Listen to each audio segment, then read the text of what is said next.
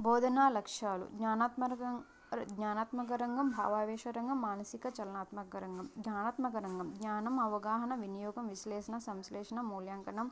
భావావేశ రంగం గ్రహించడం, ప్రతిస్పందించడం, విలువ కట్టడం, వ్యవస్థాపన, శీలస్థాపన. మానసిక చలనాత్మక రంగం అనుకరణ, హస్తలాఘవం, సున్నితత్వం, సమన్వయం, సహజీకరణం.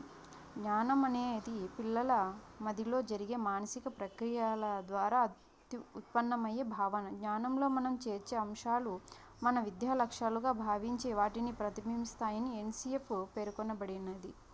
జ్ఞానం అనేది విద్యార్థికి ఇవ్వబడేవి కాదు, ఇవి ఒక స్వయంచోదక శక్తి అనుభవం ద్వారా సముపార్జించబడేది. నూతన సమాచారం పట్ల పిల్లవాడు ఆచరణాత్మక, నిర్ణయాత్మక అవగాహన కలిగినప్పుడు మాత్రమే సముపార్జింపబడుతుంది.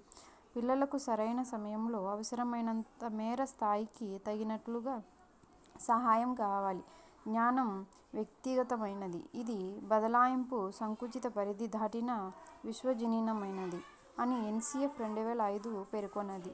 ప్రతి జ్ఞానాత్మక రంగం ప్రత్యేక పదజాలం, భావనలు, సిద్ధాంతాలు, వర్ణనలు, పద్ధతులను కలిగి ఉంటుంది. పిల్లలు తమంతట తాముగా తనకి తెలిసిన పూర్వజ్ఞానాన్ని వినియోగించుకొని కొత్త సందర్భంలో నూతన విషయాలను ఆవిష్కరించడాన్ని జ్ఞాన నిర్మాణమని చెప్పవచ్చు. జ్ఞానాన్ని మనం ఆచరణ పద్ధతులుగా లేదా ఆచరణలతో కూడిన శారీరక నైపుణ్యంగా కూడా భావించవచ్చు. జ్ఞాన నిర్మాణం అంటే అభ్యసనమే. జ్ఞాన నిర్మాణంలో ప్రతిచర్యలు ముఖ్య భూమిక పోషిస్తాయి. ఆలోచింపజేయడం, వాటిని వ్యక్తీకరించడం జ్ఞాన నిర్మాణంలో ముఖ్యమైనవి. జ్ఞాన నియమాలు, సిద్ధాంతాలు, సూత్రాలు, భావనలు మొదలగు రూపాలలో ఉంటుంది. జ్ఞాన నిర్మాణంలో మానసిక ప్రక్రియలు కీలక పాత్ర పోషిస్తాయి. విద్యార్థులు సమూహాలుగా ఏర్పడి ఒక చిన్న భాగస్వామ్య సంస్కృతిని, అవగాహనను నిర్మించుకుంటారు. ఎప్పుడైతే విద్యార్థి ఇలాంటి సంస్కృతి యందు నిమగ్నమవుతాడో వివిధ దశలలో ఒక సంస్కృతిలో భాగస్వామి కావడాన్ని నేర్చుకుంటాడు అని లైవ్ వైగోట్స్కీ అన్నాడు. జీన్ పియాజే ప్రతిపాదించిన సంజ్ఞానాత్మక పురోభివృద్ధి సిద్ధాంతంపై జ్ఞాన నిర్మాణం ఆధారపడి ఉంది. జాతీయ విద్యా ప్రణాళికా చట్టం 2005, ఆంధ్రప్రదేశ్ రాష్ట్ర విద్యా ప్రణాళికా చట్టం 2011 సాంఘిక శాస్త్ర ఆధారపత్రం ప్రతిపాదన ఆధారంగా విద్యా ప్రమాణాలను రూపొందించారు. సాంఘిక శాస్త్రంలో నిర్ధారించిన 6 విద్యా ప్రమాణాలను సాధించుటకు వీలుగా తరగతి గది సమయాన్ని ప్రణాళికాబద్ధంగా విభజించి బోధనా అభ్యసన కృత్యాన్ని నిర్వహించాలి. విద్యా ప్రమాణాలు: విషయ అవగాహన, ఇచ్చిన పాఠ్యాంశాన్ని చదివి అర్థం చేసుకొని వ్యాఖ్యానించడం, సమాచార నైపుణ్యాలు, సమకాలీన అంశాలపై ప్రతిస్పందించుట, ప్రశ్నించుట, పఠన నైపుణ్యం, ప్రశంస, అభినందన, సున్నితత్వం. పఠన నైపుణ్యాలలో ప్రధానంగా 3 అంశాలు ఉంటాయి: పటాలు గీయడం, పటాలు చదవడం, పటాలలో వివిధ అంశాలను గుర్తించటం. ఉద్దేశాలతో, లక్ష్యాలతో బోధించబడిన సాంఘిక శాస్త్రం ద్వారా విద్యార్థులలో విలువలు రూపొందించబడతాయి. విలువ అనేది మానవ ప్రవర్తనలో నిర్దేశిత కారకం మరియు వ్యక్తి యొక్క ప్రమాణం.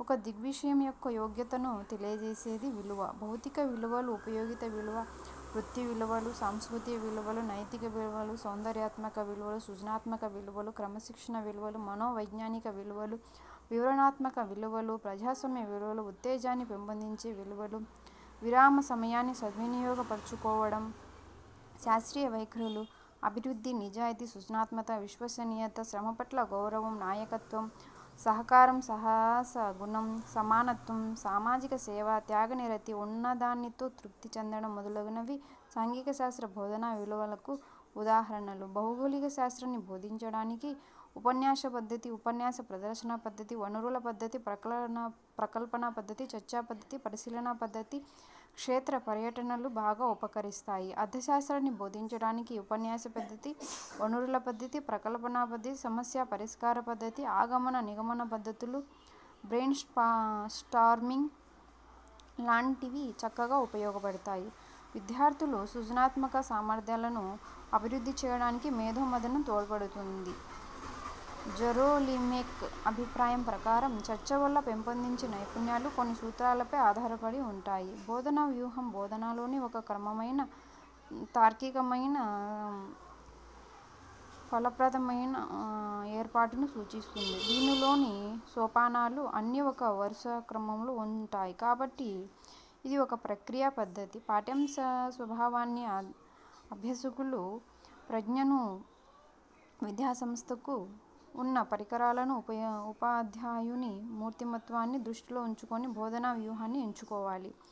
బోధనా వ్యూహం తరగతి గదిలో జరిగే అభ్యసనానికి, పథక రచన చేయడానికి, అభ్యసనాన్ని మూల్యాంకనం చేయడానికి మరియు విద్యార్థులు పొందే అభ్యసనం మెరుగుపరచడానికి ఉపయోగపడుతుంది. విద్యా ప్రణాళిక లక్ష్యాలను సాధించడానికి, విద్యా ప్రణాళిక విషయాన్ని ప్రభావవంతంగా ఉపయోగించడానికి, ఉపాధ్యాయ విద్యార్థి కృత్యాలను వ్యవస్థీకరించడానికి మరియు అదనపు అభ్యసన అనుభవాలను కలిగించడానికి బోధనా వ్యూహాన్ని ఎంపిక చేసుకోవడం అనేది ముఖ్యమైన అంశం.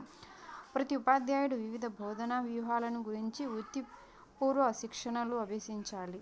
అభ్యసన అర్థవంతంగానూ, సంతృప్తికరంగానూ ఉండాలంటే సరైన బోధనా వ్యూహాన్ని ఉపయోగించాలి. చరిత్ర మరియు పౌరశాస్త్ర బోధనకు గాను కింది వెనుకబడిన బోధనా వ్యూహాలు ఉపయోగపడతాయి. చరిత్రను బోధించడానికి ఉపన్యాస పద్ధతి, ఉపన్యాస ప్రదర్శన పద్ధతి, చారిత్రక పద్ధతి, వనరుల పద్ధతి, చర్చా పద్ధతి, పరిశీలన పద్ధతి, నాటకీకరణ, క్షేత్ర పర్యటనలు, ఏకపాత్రాభినయం, ప్రదర్శనలు వంటివి ఉపయోగపడతాయి. పౌరశాస్త్ర బోధనకు ఉపన్యాస పద్ధతి, ఉపన్యాస ప్రదర్శన పద్ధతి, వనరుల పద్ధతి, చర్చా పద్ధతి, ప్రదర్శన పద్ధతి, నాటకీకరణ పద్ధతి, బృంద బోధన పద్ధతి మరియు పరిశీలన పద్ధతి వంటివి ఉపయోగపడతాయి.